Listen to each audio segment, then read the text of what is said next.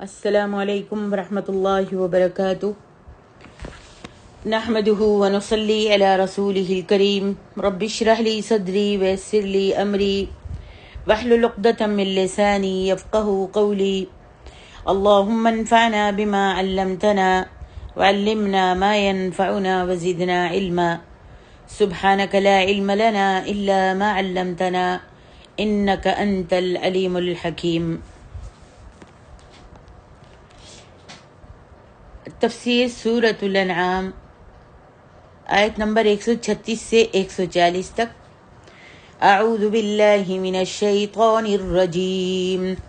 وجعلوا للہ مما ذرأ من الحرث والأنعام نصيبا فقالوا هذا لله بزعمهم وهذا لشركائنا فما كان لشركائهم فلا يصل إلى الله وما كان لله فهو يصل إلى شركائهم ساء ما يحكمون۔ اس مقام پر اللہ سبحانہ و تعالی نے ان مشرکوں کی مذمت اور ڈانٹ پٹ کی ہے جنہوں نے بدعت، کفر اور شرک کو اختیار کیا اور مخلوق میں اللہ کا حصہ بنا دیا، حالانکہ اللہ تبارک و تعالی ہی ہر چیز کا خالق ہے۔ اسی لیے اس اللہ نے فرمایا وَجَعَلُوا لِلَّهِ مِمَّا ذَرَأَ، اور یہ لوگ اللہ تعالی ہی کی پیدا کی ہوئی چیزوں میں اللہ تعالی کے لیے بھی ایک حصہ مقرر کرتے ہیں، یعنی ان چیزوں میں سے جن کو اللہ نے پیدا فرمایا اور وجود بخشا ہے، من الحرث کھیتی سے یعنی فصلوں اور پھلوں میں سے، والانعام نصیبا اور چوپایوں میں سے بھی ایک حصہ۔ نصیب کے معنی جز اور حصے کے ہیں۔ فرمایا فقالوا هذا للہ بزعمهم وهذا لشركائنا فما كان لشركائهم فلا يصل إلى الله وما كان لله فهو يصل إلى شركائهم، اور اپنے خیال یعنی ان کا جو خیال تھا وہ باطل تھا اور جھوٹا تھا، اس اپنے جھوٹے خیال کے مطابق وہ کہتے ہیں کہ یہ حصہ تو اللہ کا اور یہ ہمارے شریکوں یعنی بتوں کا۔ تو جو حصہ ان کے شریکوں کا ہوتا ہے وہ تو اللہ کی طرف نہیں جا سکتا، اور جو حصہ اللہ کا ہوتا ہے وہ ان کے شریکوں کی طرف جا سکتا ہے۔ حضرت ابن عباس اس آیت کی تفسیر میں کہتے ہیں کہ اللہ تعالیٰ کے دشمن جب کوئی کھیتی بوتے یا کسی پھل کو حاصل کرتے تو اس میں سے ایک حصہ اللہ تعالیٰ کے لیے اور ایک بت کے لیے مقرر کر دیتے تھے، اور فصل، پھل یا کسی بھی دوسری چیز میں سے جو حصہ بتوں کے لیے ہوتا اس کی تو خوب حفاظت کرتے، اسے گن گن کر رکھتے، اور اللہ تعالیٰ کے لیے مقرر کیے ہوئے حصے میں سے اگر کوئی چیز گر جاتی تو اس کو اٹھا کر بھی بت کے حصے میں شامل کر دیتے، اور اگر بت کے لیے مقرر کی ہوئی چیز کو پانی سیراب کر دیتا اور اللہ کے لیے مقرر کیے ہوئے حصے کو بھی سیراب کر دیتا تو سب کو بت کے لیے کر دیتے بت کا حصہ اور اللہ کا حصہ جو سیراب ہو جاتا۔ اور اگر کھیتی یا پھل میں سے اللہ تعالیٰ کے لیے مقرر کیے ہوئے حصے میں سے کوئی چیز گر جاتی تو اسے بت کے لیے وقف کر دیتے اور کہتے کہ یہ فقیر ہے، اور اسے اللہ تعالیٰ کے لیے مقرر کیے ہوئے حصے میں شامل کر دیتے۔ اور اگر اللہ تعالیٰ کے لیے مقرر کیے ہوئے حصے کو پانی سیراب کر دیتا اور اسے بھی سیراب کر دیتا جسے بت کے لیے وقف کیا تھا تو اسے بت کے لیے چھوڑ دیتے تھے، اور اپنے اموال میں سے بحیرہ، سائبہ، وسیلہ اور حام کو حرام قرار دے کر بتوں کے لیے وقف کر دیتے تھے، اور عقیدہ یہ رکھتے تھے کہ انہوں نے اپنے ان اموال کو تقرب الہی کے حصول کے لیے، اللہ کی نزدیکی کی حاصل کرنے کے لیے حرام قرار دیا ہے۔ اسی لیے اللہ تعالیٰ فرماتے ہیں وَجَعَلُوا لِلَّهِ مِمَّا ذَرَأَ مِنَ الْحَرْثِ وَالْأَنْعَامِ نَصِيبًا۔ مشرکین جو تھے وہ جب صدقہ اور خیرات کرتے تو اللہ کا حصہ الگ مقرر رکھتے تھے، یعنی اپنے مال کے 2-3 حصے کر لیتے تھے، ایک بت کے واسطے اور ایک اللہ کے لیے، اور ایک حصہ اللہ کا، ایک بتوں کا اور ایک اپنے واسطے. اب اور اللہ کا حصہ مقرر کرتے اور اپنے بتوں دیوی اور دیوتاؤں کا ایک حصہ مقرر کرتے. ان کا پہلا ظلم تو یہ تھا کہ اس بات کے اعتراف کے باوجود، حالانکہ وہ یہ بات جانتے تھے اور اعتراف کرتے تھے اس کا کہ ان کی کھیتی اور مویشیوں کا خالق، پیدا کرنے والا، بنانے والا صرف اللہ تعالیٰ ہے، انہوں نے اللہ کے ساتھ دوسروں کا بھی حصہ مقرر کر دیا. وہ جانتے تھے کہ یہ ساری کھیتی باڑی اور یہ جتنی بھی چیزیں ہیں، ساری مخلوق جتنی بھی ہے، یہ سب اللہ کی بنائی ہوئی ہے اور اللہ تبارک و تعالیٰ نے پیدا کیا ہے، لیکن پھر بھی اس میں سے اللہ کے سوا دوسروں کا حصہ مقرر کرتے تھے. اور دوسرا ظلم یہ تھا کہ وہ اپنے وہم و گمان کی بنا پر جو انہوں نے خود شریعت بنا لی تھی، انہوں نے اپنے آپ شریعت گھڑ لی تھی، اور ان کا یہ زعم اور یہ ان کا جھوٹا گمان تھا کہ ہم اللہ کا حصہ تو اس لیے نکالتے ہیں کہ ہماری کھیتی اور مویشیوں کو پیدا کرنے والا وہ اللہ ہے، اللہ ہی ہے، اور دوسرے معبودوں یعنی دیوی دیوتاؤں، فرشتوں، ستاروں کی ارواح اور پہلے بزرگوں کی روحوں کا حصہ اس لیے نکالتے ہیں کہ جو کچھ ان کو مل رہا ہے، یعنی جو کچھ بھی ان کے پاس آ رہا ہے، مل رہا ہے، انہی کی دیوی دیوتاؤں اور فرشتوں اور ستاروں کی ارواح جو ہیں، ان کی نظر کرم کی وجہ سے ہم کو مل رہا ہے. بالفاظ دیگر وہ انہیں اپنے نفع نقصان کا مالک سمجھ کر ان کا حصہ نکالتے تھے. دیوی دیوتاؤں کا، فرشتوں کا اور ارواحوں کا، بزرگوں کا جو وہ نکالتے تھے، وہ اس لیے نکالتے تھے کہ وہ یہ سمجھتے تھے کہ ان کی نظر کرم کی وجہ سے یہ ہم کو مل رہا ہے. اور ان کا مطلب یہی ہے کہ نظر کرم کی وجہ سے مل رہا ہے، یعنی ان کا خیال یہی تھا، ان کا عقیدہ یہی تھا کہ نفع نقصان کا مالک، یہ ہمارے نفع نقصان کے مالک ہیں دیوی دیوتا، اس لیے ہم ان کا حصہ نکالتے ہیں. اور یہی چیز جو ہے اصل شرک ہے. اس شکل میں اگر اللہ کے نام پر کچھ دیا بھی جائے تو قطعاً اللہ کے ہاں مقبول نہیں ہوتا. اس صورت میں جیسے وہ کرتے تھے، اگر اس صورت میں آج بھی ہم کریں اور ہمارا عقیدہ یہ ہو تو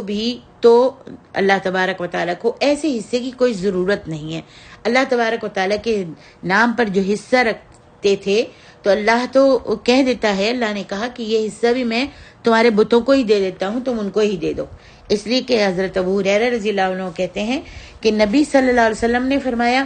میں اپنے حصے داروں کی نسبت اپنا حصہ لینے سے بے نیاز ہوں. جس چیز میں غیروں کا یعنی میرے سوا دوسروں کا حصہ بنایا جاتا ہے، میں اپنا حصہ لینے سے بالکل بے نیاز ہوں. جس شخص نے ایسا عمل کیا جس نے میرے ساتھ غیر کو یعنی دوسروں کو حصے دار بنایا، تو میں اس صاحب عمل اور اس عمل دونوں کو ہی چھوڑ دیتا ہوں. یعنی جو حصہ ٹھہرا رہا ہے اور جو حصہ اس نے اللہ کے لیے مقرر کیا ہے، صاحب عمل کو بھی اور اس عمل کو بھی میں دونوں کو چھوڑ دیتا ہوں. سبحان اللہ. یہ حدیث قدسی ہے. اللہ اکبر. یہ بخاری میں ہے. اور آگے ارشاد ربانی ہے، فلا يصل الى الله وما كان لله فهو يصل الى شركائهم ساء ما يحكمون. تیسرا ظلم وہ مشرک یہ کرتے تھے کہ اگر معبودوں کے حصے میں کسی طرح کی کمی واقع ہو جاتی، فصل اگر کم پیدا ہوتی یا طوفان سے ان کی فصل تباہ ہو جاتی، تو یہ کمی وہ کیا کرتے تھے، اللہ کے حصے سے پوری کر دیا کرتے تھے. اور اگر اللہ کے حصے میں کمی واقع ہوتی تو اسے معبودوں کے حصے سے پورا نہیں کرتے تھے. یعنی اللہ کے حصے میں اگر کمی ہوتی تو پورا نہیں کرتے تھے، لیکن اگر کمی اللہ تبارک و تعالیٰ کے حصے میں کمی واقع ہوتی تو اسے معبودوں کے حصے سے پورا نہیں کرتے تھے. لیکن اگر ان کے معبودوں کے حصے میں کسی طرح کی کمی واقع ہو جاتی، یعنی فصل کم پیدا ہوتی یا طوفان کی وجہ سے تباہ ہو جاتا یا کوئی چیز گر جاتی، تو پھر وہ کیا کرتے تھے، اللہ کے حصے میں سے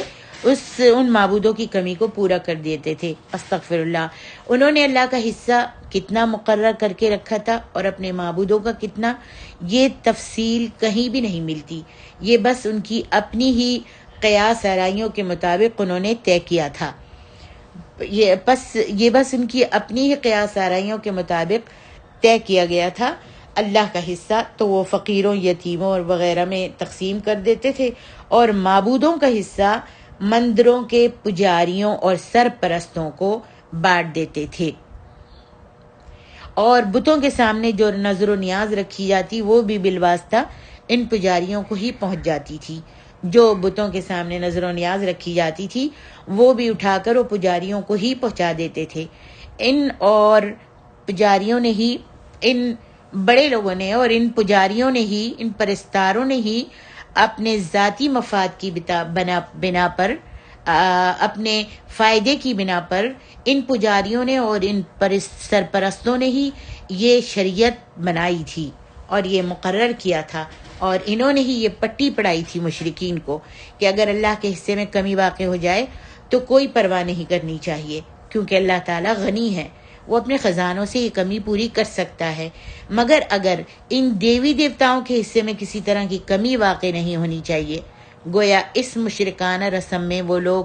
3 طرح کے جرائم کا ارتکاب کرتے تھے. نمبر 1، مالی عبادت میں اللہ کے ساتھ اپنے معبودوں کو شریک بنانا. نمبر 2، اللہ کا الگ اور معبودوں کا الگ حصہ مقرر کرنا. اس بات میں ان کے بڑوں کا، ان کے پجاریوں اور ان کے مجاوروں ان کے مجاوروں اور ان کے سرپرستوں کا یہ شرک تھا کہ انہوں نے اپنے آپ کو شارع کی حیثیت دے رکھی تھی. شریعت انہوں نے اپنے آپ بنائی تھی اور وہ شارع کی حیثیت اپنے آپ کو انہوں نے دے رکھی تھی. اور عام لوگوں کا شرک یہ تھا کہ وہ ان کی اس بات کو مذہبی طور پر تسلیم کرتے تھے، حالانکہ ان شارع نے، انہوں نے شریعت ان کے بڑوں نے بنائی تھی، اور لوگ جو تھے ان کی اس بات کو مذہبی طور پر تسلیم کرتے تھے، مذہب سمجھتے تھے. نمبر 3، اس تقسیم میں بھی اللہ کے حق میں اور ناانصافی کرتے تھے، جیسا کہ اللہ تعالیٰ نے فرمایا وَسَاءَ مَا يَحْكُمُونَ، اللہ کے حق میں ناانصافی کرتے تھے. اور اس جرم میں ان کے بڑے جو تھے اور عام مشرک سب شریک تھے. آگے ارشاد ربانی ہے وَكَذَلِكَ زَيَّنَ لِكَثِيرٍ مِّنَ الْمُشْرِكِينَ قَتْلَ أَوْلَادِهِمْ شُرَكَاؤُهُمْ لِيُرْدُوهُمْ وَلِيَلْبِسُوا عَلَيْهِمْ دِينَهُمْ وَلَوْ شَاءَ اللَّهُ مَا فَعَلُوهُ فَذَرْهُمْ وَمَا يَفْتَرُونَ. اللہ تبارک و تعالیٰ نے فرمایا ہے کہ شیطانوں نے جس طرح ان کے لیے اس بات کو اچھا کر کے دکھایا کہ اللہ تعالیٰ ہی کی پیدا کردہ چیزوں، کھیتیوں اور چوپایوں میں اللہ کا بھی ایک حصہ مقرر کریں. جیسا کہ پچھلی آیت میں آپ نے پڑھا ہے کہ وہ حصہ کر دیتے تھے، ایک اللہ کا حصہ اور بتوں کا حصہ اور اپنا حصہ. وہ اپنے مال کے، اپنی فصل کے، اپنی کھیتی کے، اپنے پھل اور فروٹ کے، اپنے جو کھیتی اگتی تھی اس میں سے اس طرح حصے مقرر کرتے تھے. تو اللہ تعالیٰ نے فرمایا شیطانوں نے جس طرح ان کے لیے اس بات کو اچھا کر کے دکھایا تھا کہ اللہ تعالیٰ ہی کی پیدا کرتا، حالانکہ یہ ساری کھیتی باڑی اور ساری مخلوق، سب چیزیں جتنی بھی ہیں اور چوپائے، یہ سب اللہ تعالیٰ کی مخلوق ہیں، اللہ نے ہی پیدا کیا ہے. لیکن شیطان نے ان کو اچھا کر کے دکھایا اور مزین کر دیا، اور انہوں نے اس کے حصے بکرے کر دیے. اور اپنے بتوں کا بھی اسی طرح شیطان نے اس بات کو بھی ان کے لیے مزین کر کے دکھایا کہ بھوک کے خوف سے اولاد کو قتل کر دیں اور عار کے خوف سے بچیوں کو زندہ درگور کر دیں. اللہ اکبر، زندہ درگور کر دیں. تو یہ اہل مکہ جو تھے، جو کفار تھے، ان کی یہ عادت یہاں پر اللہ تعالیٰ بیان کر رہا ہے کہ ان کی ان چیزوں کو اللہ تعالیٰ نے، شیطان نے مزین کر دیا تھا، خوبصورت بنا کر ان کے سامنے پیش کیا تھا. بیٹیوں کو اس آر کی وجہ سے زندہ درگور کرتے تھے کہ کوئی نہ کوئی ان کا داماد بنے گا. بیٹیوں کو اس آر کی وجہ سے، آر کا مطلب ہے غیرت، اس غیرت کی وجہ سے جو ان کے اندر غیرت تھی، اس کی وجہ سے وہ لڑکیوں کو زندہ کرتے تھے کہ کوئی نہ کوئی ان کا داماد بنے گا، جب ان کو بیاہیں گے تو داماد بنے گا۔ اور داماد کو وہ بالکل پسند نہیں کرتے تھے کہ ان کو جن کے آگے ان کی آنکھیں نیچی ہوں، یعنی ہماری بیٹی کا شوہر بنے گا اور پھر ان کی آنکھیں نیچی ہوں گی، تو وہ بالکل پسند نہیں کرتے تھے۔ اور اس لیے بھی کہ اگر وہ کسی قبیلے میں چلی گئیں، یعنی بیٹیاں کسی قبیلے میں اگر چلی گئیں یا بیاہی گئیں تو بہت سارے مسائل پیدا ہو جائیں گے، کیونکہ ان میں رائج قبائلی نظام جو تھے عصبیت کے سہارے چلتے تھے اور جھگڑوں اور جنگوں پر ختم ہوتا تھا ان کا معاملہ جو تھا۔ اللہ اکبر۔ بیٹیوں کو وہ ایک تو یہ طریقہ تھا کہ وہ بیٹیوں کو آر کی وجہ سے زندہ درگور کر دیتے تھے، اور دوسرا طریقہ ان کا یہ تھا جو شیطان نے ان کے لیے مزین کر دیا تھا کہ ان کا اللہ پر عدم توکل تھا، یعنی اللہ پر ان کا توکل نہیں تھا بالکل۔ تو اس واسطے بعض لوگ اپنی اولاد کو، خواہ بیٹا ہو یا بیٹی، اس لیے مار ڈالتے تھے کہ ان کا خرچ برداشت نہ کر سکیں گے، ان کا خرچ ان کو پال نہیں سکیں گے، ان کو کھلا پلا نہیں سکیں گے، اور برداشت نہیں کر سکیں گے ان کا خرچہ، اور ان کو پال نہیں سکیں گے، یا اپنا معیار زندگی برقرار نہ رکھ سکیں گے،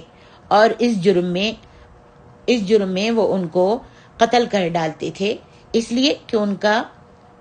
توکل اللہ پر نہیں تھا۔ حالانکہ اللہ سبحانہ و تعالیٰ قرآن مجید میں فرماتے ہیں کہ سورۃ الانعام میں ہی فرماتے ہیں کہ وَلَا تَقْتُلُوا أَوْلَادَكُمْ خَشْيَةَ إِمْلَاقٍ نَحْنُ نَرْزُقُكُمْ وَإِيَّاهُمْ۔ اللہ اکبر۔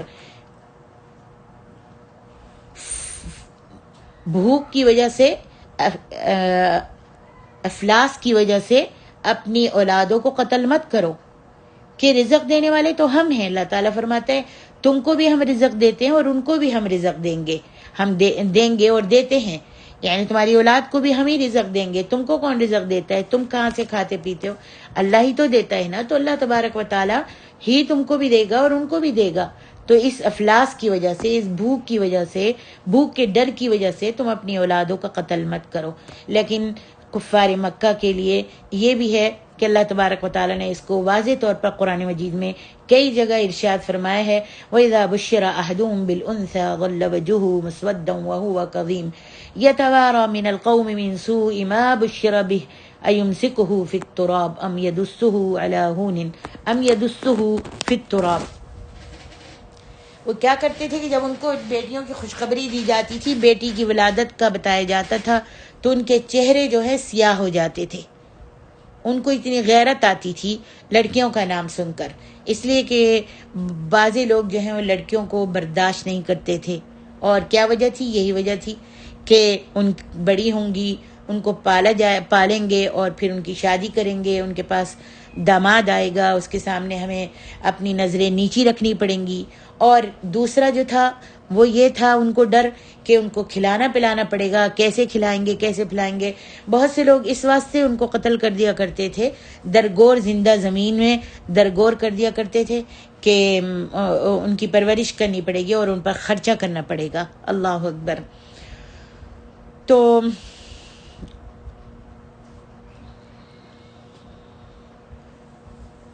اور آج ہم دیکھتے ہیں اپنے معاشرے میں اس جرم میں آج کی دنیا کا تقریباً پورا معاشرہ شریک ہے، اسی جرم کے اندر پورا معاشرہ شریک ہے، جو خاندانی منصوبہ بندی کے نام پر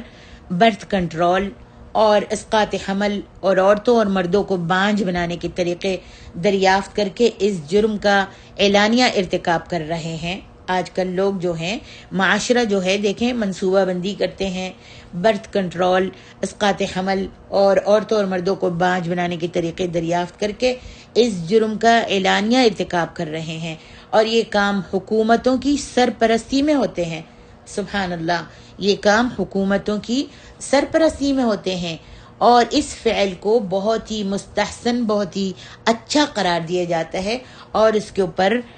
عمل کیا جاتا ہے۔ اللہ تبارک و تعالیٰ ارشاد فرماتے ہیں کہ یہ سارے کام جو ہیں شیطان نے ان کو مزین کر کے ان کے سامنے خوبصورت بنا کر ان کے سامنے شرکاؤہم، مطلب یہ ہے شرکاؤہم، اس شرکاؤہم سے مراد شیطان ہیں جنہوں نے انہیں اپنی اولاد کو بھوک کے ڈر کی وجہ سے زندہ درگور کر دینے کا حکم دیا۔ سدی فرماتے ہیں کہ شیطانوں نے انہیں حکم دیا کہ بیٹیوں کو قتل کر دیں، اور یہ حکم اس لیے دیا لیردوہم، تاکہ وہ انہیں ہلاکت میں ڈال دیں، یا ولیلبسوا علیہم دینہم، اور یا پھر ان کے دین کو ان پر خلط ملط کر دیں۔ اللہ تبارک و تعالیٰ کا فرمان ہے وَلَوْ شَاءَ اللَّهُ مَا فَعَلُوا، اور اگر اللہ تعالیٰ چاہتا تو وہ ایسا نہ کرتے۔ یہ سب کچھ اللہ تعالیٰ کی مشیت اور اس کے ارادے سے ہوا ہے، اور اس میں بھی اس کی پوری حکمت کار فرما ہے، اور جو کچھ وہ کرتا ہے اس سے پوچھا نہیں جا سکتا، جبکہ سب لوگوں کو اپنے اعمال کی ضرور جواب دہی کرنا ہوگی۔ اس آیت میں شرکاؤہم، شریکوں سے مراد وہ لوگ ہیں جنہوں نے قتل کی مندرجہ بالا جو میں نے بیان کیے صورتوں کو ایجاد کیا تھا، اور جنہیں معاشرے نے قبول کر لیا تھا۔ چونکہ شرعی نقطۂ نظر سے ہر طرح کی قانون سازی کا اختیار تو صرف اللہ رب العالمین کو ہے، لہذا ان رسوم کے بنانے والے اللہ کے شریک ٹھہرے۔ ان لوگوں کا جرم صرف یہ نہیں تھا کہ وہ بس اپنی اولاد کو قتل کرتے تھے، بلکہ اس سے بھی بڑا جرم یہ تھا کہ وہ ایسے کاموں کو جرم سمجھنے کے بجائے انہیں اچھے اور اپنی فلاح، اپنی کامیابی کے کام سمجھتے تھے۔ لیردوہم، ہلاکت سے مراد دونوں طرح کی ہلاکت ہے، اخلاقی بھی اور تمدنی بھی۔ اخلاقی اس لحاظ سے کہ قتل بذات خود ایسا شدید ترین جرم ہے جو انسان میں شقاوت اور سنگدلی پیدا کر دیتا ہے، جس سے وہ مزید قتل پر دلیر ہو جاتا ہے، اور قتل اولاد تو عام قتل سے بھی بڑا جرم ہوا۔ یہ اسی کا اثر تھا کہ قبائلی عرب میں چھوٹی چھوٹی باتوں پر اگر جھگڑا ہو جاتا تو فوراً قتل و غارت شروع ہو جاتی تھی۔ اس معاشرے میں انتہا درجے کی خون ریزی واقع ہو چکی تھی، اور اخلاقی انحطاط اس درجے پیدا ہو گیا تھا کہ نہ کسی کی جان محفوظ رہی تھی، اور نہ مال اور نہ آبرو۔ اور تمدنی ہلاکت اس لحاظ سے کہ جو قوم اس طرح اپنی اولاد کو ختم کرنا شروع کر دے وہ اس دنیا میں کب تک اپنا وجود برقرار رکھ سکتی ہے۔ اور کتنا بڑا جرم ہے نا کہ اپنی اولاد کو قتل کر دینا، یعنی اپنی نسل کو ختم کر دینا کتنا بڑا جرم ہے، اور کتنی بڑی بے وقوفی ہے۔ وہ اپنے ہاتھ سے ہی اپنی اولاد کو ختم کر دیتے تھے، زندہ درگور کر دیتے تھے، یا پھر پیٹ میں ہی بچہ ہوتا تھا تو اس کو مار دیتے تھے، جب پیدا ہو جاتا بچہ تو اس کو زمین میں دفنا دیتے تھے، زمین میں گاڑ دیتے تھے۔ کتنی بڑی بے وقوفی کا کام کرتے تھے، اپنی ہی نسل کو اپنے ہاتھوں سے اپنا وجود ہی زمین میں دھسا دیتے تھے۔ پھر ایسے کاموں کے نتیجے میں آخرت میں ان کی ہلاکت ایسی حقیقت ہے جس میں کسی شک و شبے کی گنجائش نہیں۔ سبحان اللہ، ان کے کام ہی ایسے تھے جو وہ کرتے تھے، وہ کام ہی ان کے ایسے تھے کہ قیامت والے دن بھی اللہ تبارک و تعالیٰ ان کو بچائے گا نہیں، اور ہلاکت دنیا میں بھی ان کے لیے اور آخرت میں بھی ہلاکت ہی ہلاکت ہوگی۔ آگے اللہ تبارک و تعالیٰ ارشاد فرماتے ہیں وَقَالُوا هَٰذِهِ أَنْعَامٌ وَحَرْثٌ حِجْرٌ لَا يَطْعَمُهَا إِلَّا مَن نَّشَاءُ بِزَعْمِهِمْ وَأَنْعَامٌ حُرِّمَتْ ظُهُورُهَا وَأَنْعَامٌ لا يذكرون اسم الله عليها افتراء عليه سيجزيهم بما كانوا يفترون۔ اور اپنے جھوٹے خیال کے مطابق انہوں نے کہا یہ چوپائے اور کھیتی ممنوع ہے، انہیں بس وہی کھا سکتے ہیں جسے ہم چاہیں، اور بعض چوپائے ہیں جن کی پشت پر سواری حرام، جن کی پیٹھ پر سواری حرام کر دی گئی، اور بعض چوپائے ہیں جن پر وہ اللہ کا نام نہیں پڑھتے، یہ سب وہ اللہ پر جھوٹ گھڑتے ہوئے کرتے ہیں۔ وہ جلد ہی اللہ تعالیٰ جلد ہی انہیں جھوٹ کی سزا دے گا جو وہ گھڑتے رہے ہیں۔ فرمایا حضرت ابن عباس اس آیت کی تفسیر میں کہتے ہیں ہجرن سے مراد وسیلہ اور دیگر وہ چیزیں ہیں جن کو انہوں نے حرام قرار دے رکھا تھا۔ امام قتادہ فرماتے ہیں وَقَالُوا هَٰذِهِ أَنْعَامٌ وَحَرْثٌ حِجْرٌ،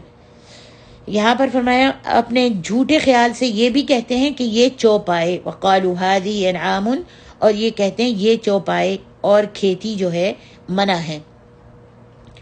انعام، اس سورت کا نام انعام اسی نام سے رکھا گیا ہے، انعام، اور انعام اور انعام یعنی چوپائے۔ تو چوپائے کس کو کہتے ہیں؟ کون سے جو جانور ہیں؟ گائیں، اونٹ، بکری اور بھیڑ۔ حرثن حجر، تو یہ چوپائے اور کھیتی جو ہے وہ کہتے تھے، یہ بھی ان کا خیال تھا۔ اس چیز کو بھی شیطان نے ان کے لیے مزین بنا دیا تھا کہ یہ چوپائے جو ہیں اور کھیتی منع ہیں۔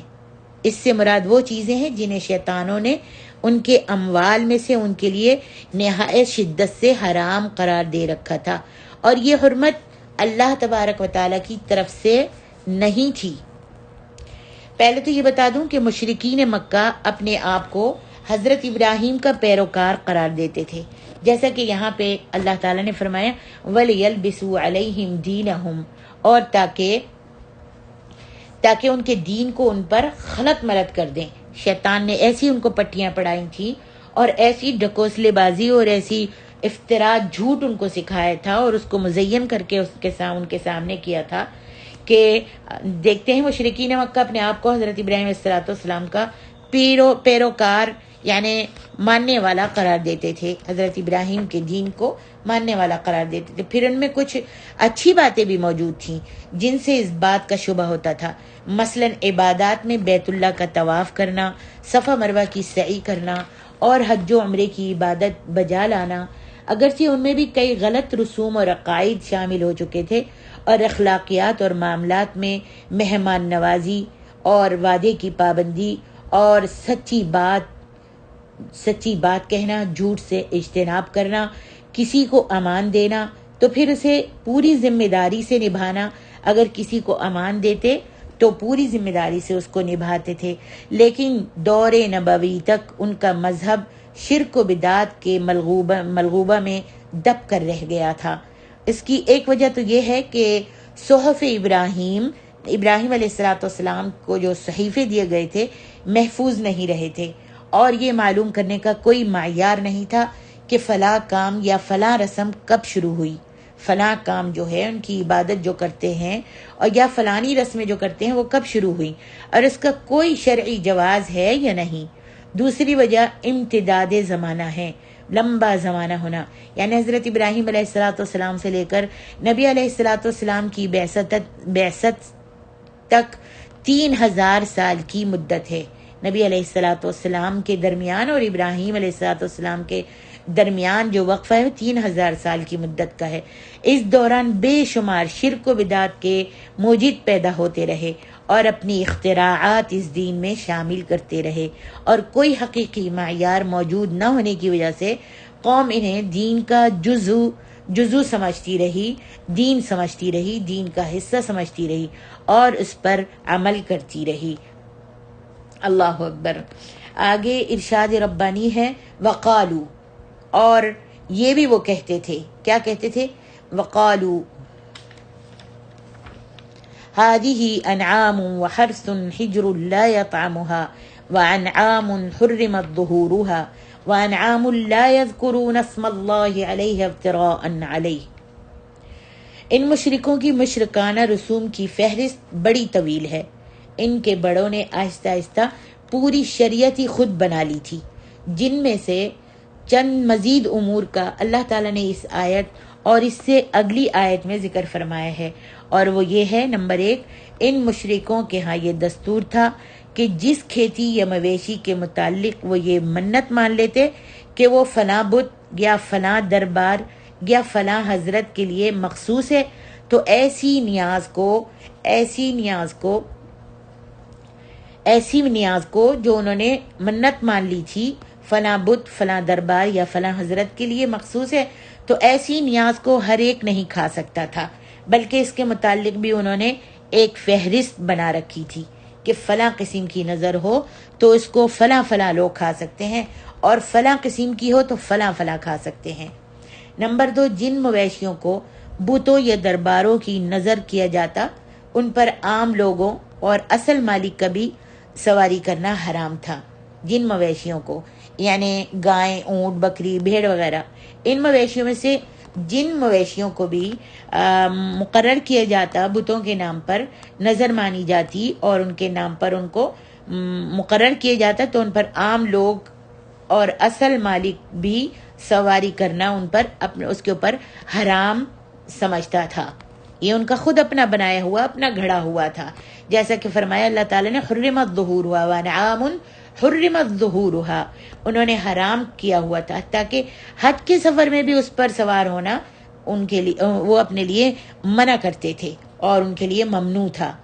کیونکہ اس وقت انہیں اس کے اوپر سوار ہو کر لبیک اللہم لبیک کہنا پڑتا تھا۔ نمبر 3، ان نظر کردہ جانوروں سے جو انہوں نے منت مانی ہوئی تھی، اور نظر کے جانور انہوں نے نظر مان کر منت کی ہوئی تھی اور ان کو بھیٹ چڑھایا تھا،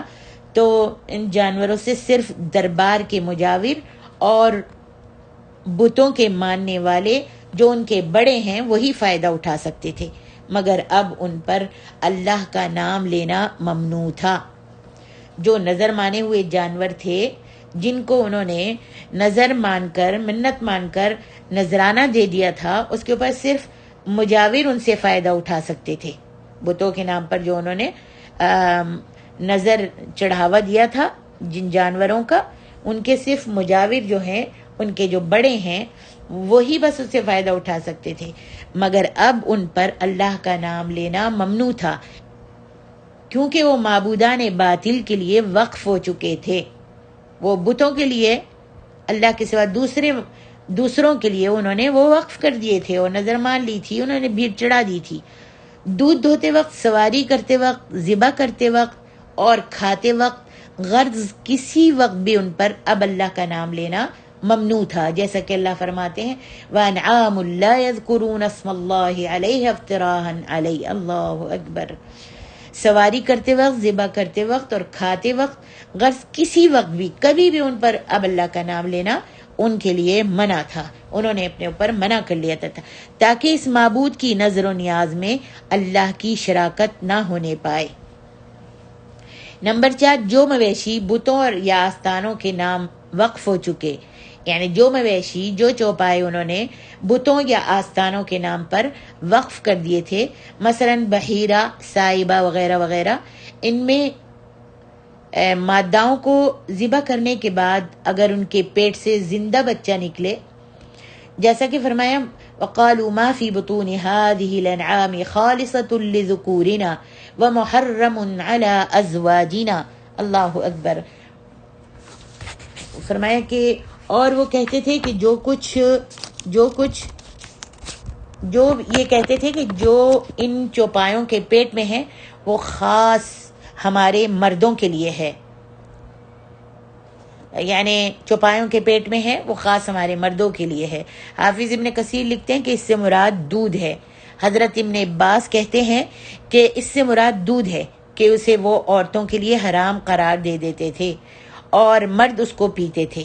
بکری جو نر بچہ جنم دیتی تو وہ اس بچے کو ذبح کر دیتے اور اسے صرف مرد کھا سکتے تھے، عورتیں نہیں کھاتی تھیں، اور اگر بکری مادہ بچے کو جنم دیتی تو اسے چھوڑ دیتے اور ذبح نہیں کرتے تھے، اور اگر وہ مردار ہوتا تو مرد اور عورتیں سب مل کر اس کو کھاتے، تو اس سے اللہ تعالیٰ نے انہیں منع فرما دیا۔ شعبی کہتے ہیں کہ بحیرہ جانوروں کے دودھ کو صرف مرد ہی استعمال کرتے تھے، اور اگر کوئی بحیرہ جانور مر جاتا تو اس کے کھانے میں مرد اور عورتیں سب شریک ہو جاتے تھے، واللہ اعلم۔